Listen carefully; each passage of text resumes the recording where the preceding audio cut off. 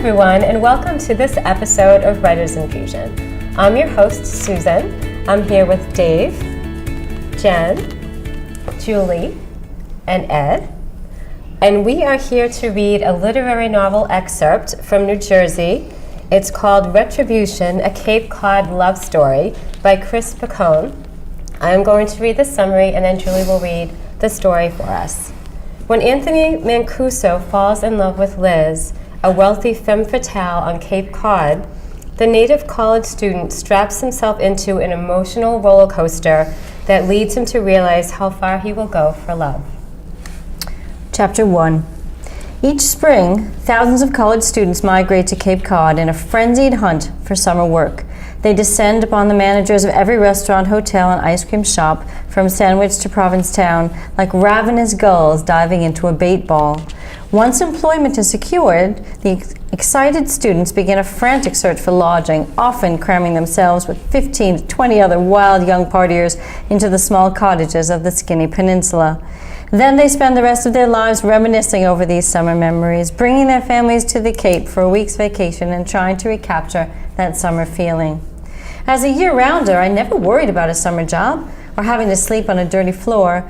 I lived with my parents in Pocasset, the first town off the Bourne Bridge, and with half a semester left of college, I remained debt-free by working year-round as a delivery driver for the Lobster Pound Fish Market.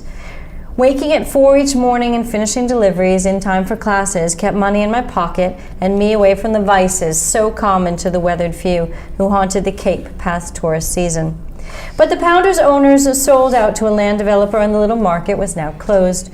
After 3 years of employment, I faced May 1990 with $124 in my bank account and no leads for any full-time work.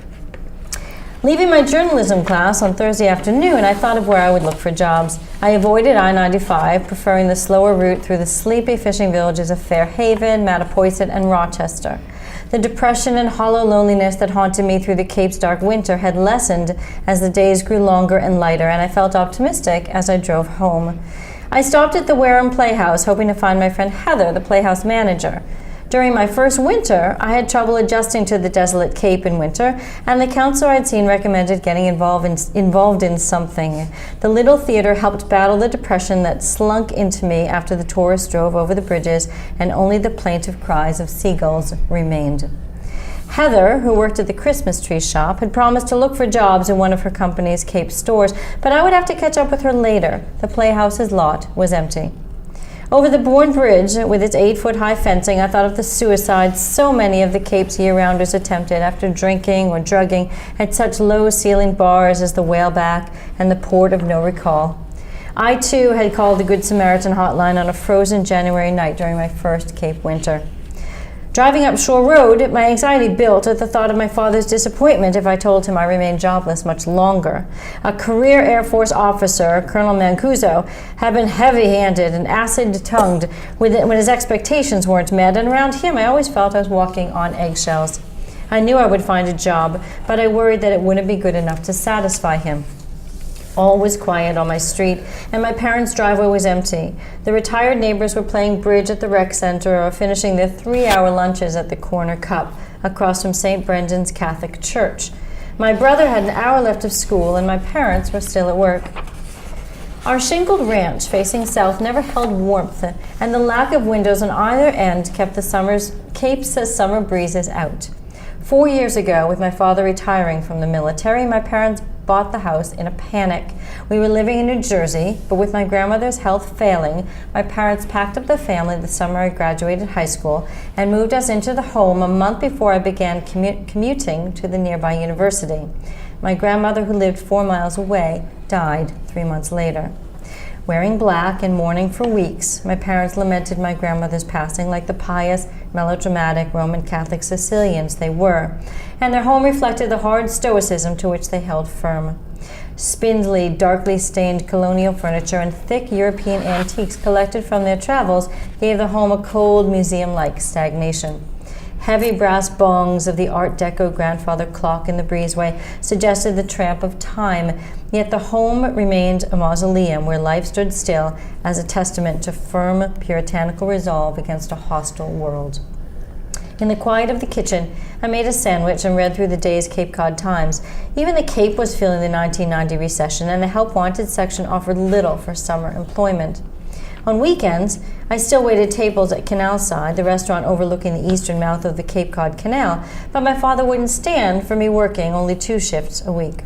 He believed money flowed from the pockets of the seersuckered tourists, and according to him, a portion of that money needed to funnel into my pocket. I headed to Falmouth, and by 5 o'clock I had filled out applications from 3 hotels and 4 restaurants. "Come back in a couple of weeks," the sallow-eyed managers told me after glancing at my applications. But I knew they didn't want me. I lived 20 minutes north, just off the main artery onto the Cape. They knew I would be battling traffic every day to get to work. I pulled into my parents' driveway just as the last of the afternoon light began to fade. Supper would be ready, and my father would be expecting results. The front door slammed, and the pudgy figure of my brother came out to greet me. 7 years younger, Vinny, in the pimply-faced full throes of puberty, was my scout, reporting on my father's mood before I entered the home. "Hey, bro," Vinny welcomed, voice cracking. "Find a job?" "Nothing yet. How's Dad?" "Fine. Downstairs watching the news," Vinny answered. "He's in a good mood." "I'm trying, Vinny. I really am." We walked into the kitchen where our mother stooped over the stove. "Hello, Anthony. Good to see you," greeted my mother. At 43, she reveled in the role of martyr, long ago resigning herself to suffering through life and expecting little else. Overweight and passive, she had adopted the slow amble of acceptance. Her dreams of driving a Mercedes convertible down Cranberry Highway, a distant memory she repeated often to ensure we all understood what she gave up to raise 2 boys. "How did it go today?" she asked. 7 applications. We'll see. It's in God's hands now," Mom replied. "Sal, time to eat." "Anything today, Anthony?" my father asked as he sat down at the kitchen table. "Some leads," I answered before we all bowed our heads. "Dear Lord, thank you for these gifts which we are about to receive and the family gathered before us tonight. In Jesus' name we pray," recited my father as he had done ever since I could remember. "And please help Anthony in his search," my mother added. "Have you spoken to Mr. Lorette at the post office yet?" asked my father before I had a chance to pass the pasta bowl. "Dad, I told you the post office doesn't hire summer help." "I know what you told me," he snapped. "I just don't understand why it's taking so long." "I'm trying," was my only response. "Your friend Jim found a job at the marina yesterday," my father continued. "I saw his mother at church last night." "Jim's uncle works at the marina. He got Jim the job," I answered. I became irritated as my parents picked apart my job hunting attempts, but I held my frustration, afraid an outburst would only set my father off. "Are you looking in the right places at the right times?" asked Mom. "You see me looking through the papers, coming back with applications." Always suspicious, my father looked at me as he pushed a stalk of broccolini around with his fork. 20 years as an Air Force officer created a demanding parent whose expectations of his sons never seemed attainable. "I told my professors I was going to miss class tomorrow," I announced. Dad stopped moving his food around his plate to look for a job. "That a good idea?" Dad stated more than asked. School had been a sensitive subject since the 2nd semester of my freshman year when I enrolled in only Tuesday and Thursday classes thinking I could balance my studies and full-time work. I earned 4 Ds and 1 B in the eagle-eyed vigil of my father who never let me forget my failure. "What else can I do?" I asked. "I can't make people hire me." "Well, I guess that's that," he declared before rising with his plate in hand. As expected, I cleared the table and helped my father wash the dishes while my brother rumbled downstairs to do homework. Mom followed him to fold laundry. "Where are you going tomorrow?" Dad asked. "Down Cape, Hyannis, Yarmouth, Chatham. Something's got to be around there." "Don't be picky. When I was your age, I worked the tobacco fields in Connecticut," he began. "It wasn't easy." "I know, Dad. You told me. Right now, I'll take anything." "So many businesses are understaffed in the summer. They have to bring in all those Europeans," he said, shaking his head. "I just don't understand why you can't talk one of these places into hiring you." I knew where he was headed. Whenever my father waited in line too long at a checkout or had slow service at a restaurant, he blamed young people for being too uppity to take the menial jobs. Now he had an unemployed college son, the very scapegoat he had blamed so frequently in the past. Good job. Good job reading. Thank you. I always like the inflections. So I just want to start this off by saying I think the writing's good. I didn't find much fault with the writing itself. I think my main starting point here is that I felt like by reading the summary at the beginning, where it's supposed to be some kind of a romance or something, I never would have seen any hint of that in what we've read so far. And what we've read so far, most of it is a summary. And I'm wondering how much of that summary is really important to where the story's going. I really don't know where the story's going at this point. So should I keep going, or does someone want to? No, just to give an example of what you're saying, so the whole thing about going to the playhouse to meet his friend Heather, is any of that relevant at this point? It might be relevant later. Because nobody's there. But it's not relevant yet, so cut it. I said push it later, Yeah, push it later. Let's, does it matter about the retired neighbors? Probably not. Get rid of it and let's, again, get to the heart of the story faster. Right. You don't need all the backstory. I think his depression and all that is probably significant. So, leave that stuff there. But the other thing that I was confused about was that he said he was a year-rounder, and then later you realize, but he hasn't always been a year-rounder. Yes. And that was very confusing yes. to me, because then he said, my first winter here, and I'm thinking, well, wasn't your first winter here when you were a baby? So he doesn't explain it until later that he's only been there for about 4 years. Right. So that was confusing me as I went along until, I forget what page he does explain it. And there were lots of opportunities for starting before he did. The first scene that we really see is when he's sitting at the table with his family. And maybe that's relevant, maybe that's where you want to start, I don't know. And I have a comment about that one too. But there is a comment about how he called Good Samaritans once. That's that's huge. That's important. Right? That's really important. Yeah. So where does that jump off a bridge, Right, that's important. And the whole thing with Heather, that could have been a scene. Maybe that would have led us Exactly. somewhere. Yes. That's what I was thinking. That's what I wrote down in a number of places here. Like several of the things that he mentions, they could be scenes. When he talks about seeing, going to some of these places to look for jobs and getting applications, he just sums it up. Come back in a couple of weeks. That could be a scene, and that could be a painful scene that gives us an idea of what he's actually doing and what he's going through in trying to trying to get a job. By these, Even in the right. scene with the parents, there's also no. I don't. First of all, I don't feel like I know him at all. So I almost feel like I'm not empathetic with the character because there's nothing there for me to really identify with. And even when you leave that scene, what's going to happen if he doesn't get a job? Nothing. Are his parents going to kick him out? Are his parents? Do the parents Right. need him to make We don't know money? what the consequences Right. are. There's no consequences. Besides his father being angry. Yeah. Right. But There's an internal pressure. He has to get a job to please his father, which is really what he's trying to explain in the beginning here.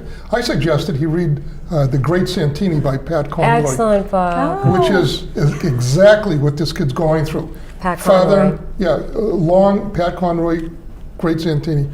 Kid witnessing his father being miserable because he doesn't have a war to fight, so he's fighting it with his family. And this sounds, I was uncomfortable, and I found that dinner scene very compelling. Dad is just putting his thumb on the kid, and there's nothing. I think that if the kid came home and said he got a professorship at the college, the father would still be angry because he didn't get the directorship. Right. It's one of those, the father cannot be pleased. He says that a couple of times. I don't think it's necessary to say that his father will not be pleased because the dialogue handles that pressure.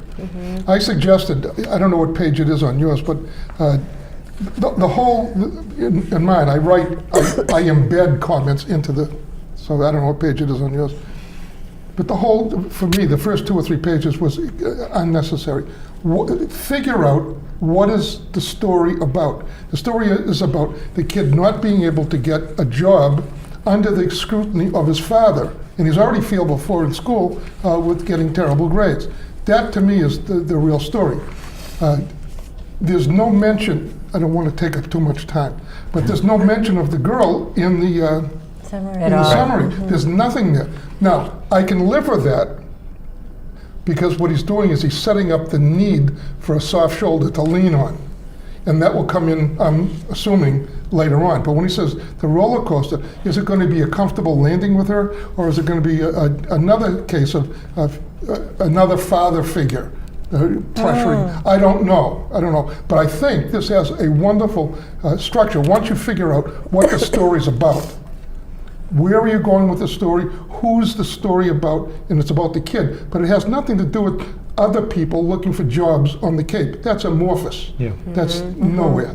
One thing I wanted to point out, I would bet money that this is based on real life events. Yes. That this is based on things that actually happened. And I think the author feels compelled to include details that are not necessary for the I mean they actually happened, but I don't so know that what? they're They don't important move for the the story. exactly. Like the visit, going to the playhouse where there's nobody there. What's the point? why- Yeah. Going home Yes. and there's nobody there. Yeah. It's like Yeah. so far we have two things that are non-occurrences. That's right. That whole, That might I'm be what sorry. actually occurred, but as far as the story goes, it's unnecessary. So I think a you have good to think in point. terms of, this is a novel. This is not a memoir. And in a novel, you have to have pertinent details. Okay, not just what really did happen, but details that are pertinent to the story and that kind of move things along. Go ahead. No. I've dominated so far. I don't want to. Well, I want to say I agree with Dave. I'm leaving. I know it's scary. Your work done. is done. I I'm agree done, with yeah. Dave that I would skip the first few pages and I would start on 4. I pulled into my parents' driveway just as the last of the afternoon light began to fade. Talked about his job applications and his failures or his lack of information. Have him interact with his family over dinner. And although there's some nice writing, we all agree there's some nice writing at the start, I would get rid of a lot of it or push it to later. And I do want to say, very true. The first paragraph is so true about all those kids cramming themselves into houses to save Right. money. a But it swarm. read like, it sounded like a 1970s school film about, I don't know, each winter, monarch Documentary or butterflies something. migrate 3,000 miles over each spring, National thousands Geographic. of college students that have the black and white tape, film in the background, and no offense, but I do like ravenous gulls diving into a bait ball. That's Yeah, I a liked beautiful that, phrase. yeah. Don't get rid of that. Yeah. And yet I would cut a lot of it. The That times. could be the tourists. Yes, yes, Right. yes. In their seersucker suits. And down the bottom of one, in May 1990, you can insert that timestamp elsewhere. Actually, he mentions 1990 elsewhere. So there's some repetition. There's certainly a thing. Also, I wonder if it's necessary to peg this in a year, because I mean, Again, it's just personal thinking to about him. exactly thinking about a market, an eventual publication of this. They don't want a book that's set in 1990. Yeah, They dated. want today. Yeah. That's true. Well, I think he's They want- connected to the recession also. Oh, well, there's more than one. There's always a Doesn't even recession. matter. Just one It could last be- year. The Right. latest recession. There's always a Yes, recession. yes. So, That's right. Tell me, Yeah. what did you think of, when he first gets home and his younger brother is saying what's going on with Dad, and then he turns to his brother and says, "I'm trying, Benny, I really am." What Yeah, does I he just think care? the answers to cut his that. his I younger keep that brother. out. Yeah, right. Yeah. I thought Because he that says too. it later to his father at the table. But that's who he should care about. Right. What does he care what his younger brother thinks of him? Yeah. Maybe he cares a little bit, but who's he trying to explain it to? Right. So, accountable to and him. no, maybe if we start there, I'll have a little bit more of a feeling for him if we start with that scene. And then maybe when he's searching after that, it'll be even more meaningful, because now we're with him, we know that his father's a jerk, and when he's going to look for a job, maybe it can be a step-by-step play. Yeah. You need a lot more step-by-step play in here. I just don't feel like I know this character well enough yet. Did anybody else have trouble with? He returned home, and then something happened. Yes, And then he was. left. Then the supper, and then the brother kid. I didn't know when we were in the story. The linear procession of activities. Once he pulled into the empty driveway. Now, somebody said that it was not necessary to know that the house was empty. If it means something, that he was relieved to go to an empty house, Oh, that that's means different. something. But he's Yeah. got to tell us. Yeah, exactly. He's going to tell us that. Dave, I'm about to fall off my stool because I agree with you again. Oh, On page I'm 2. done. Why does he go home? Why does he go home to an empty house and make a sandwich? I suggest Right. that he goes to the corner cup and he gets a half sandwich, something cheap, half sandwich and coffee, and he observes the people. He tells us about the year-rounders. He tells us about the retired neighbors there. He Only if they're explains them. significant. Exactly. That's Oh, right. exactly. You But still there's don't no want reason too to go much home and observing. Yeah. It's still too much Right. observing. But I think you're right. I think at Yes. home, when the father's home is a place of tension, and it's never a safe haven, that That's right. him going Yes. home purposefully when he knows his parents are still at work and he knows his brother is still Relieved. at school, Yeah. and just being able to have Yeah. an hour of But safe like you said, he has to tell home. us that. Yes. Yeah. Right. Yeah. And then we have the necessity of the girlfriend. Because the house is so uncomfortable, the girlfriend is going to be this, again, the soft landing. Maybe bring that in a little sooner, or have him mention there's a need for someplace else. I gotta find another place to go, because Dad is miserable and Mom is praying, and the brother is a pain in the butt. So But Yes. that's true. It kind of set us up somewhat for Yes. what's to come. I Yes. mean, obviously he hasn't met her yet. Right. So, you Yeah, know. but if he falls in love and decides not to get a job, that could be a source. Oh. Right, Oh. so That's that good. could be Yeah. why Well, let's set the why father this up. setup, you know what I mean? Yeah. So- Jen's very good at predicting think story I was- endings, so. I think I bank was on still that. a little confused too about maybe what year he was in, and was he still failing? Or was he doing better now? I wasn't Oh, sure. in school? Well, he's Yeah. in his last He year of just- college, yeah. right? So it was he, when he he failed failed his senior freshman year, year, yeah. but he's still in, so I'm assuming like he's that. yeah, he thought he was Okay. he was going in 2 days a week, and he took 5 courses, and he failed miserably because he was trying to work those other days. Right. Yep. Okay. So And Dad never let him forget about that, the Right. failures. What else? One other thing, I mean, you know, as he goes on with this, I mean, we're all from the area of Cape Cod, so we know all of the geographical references.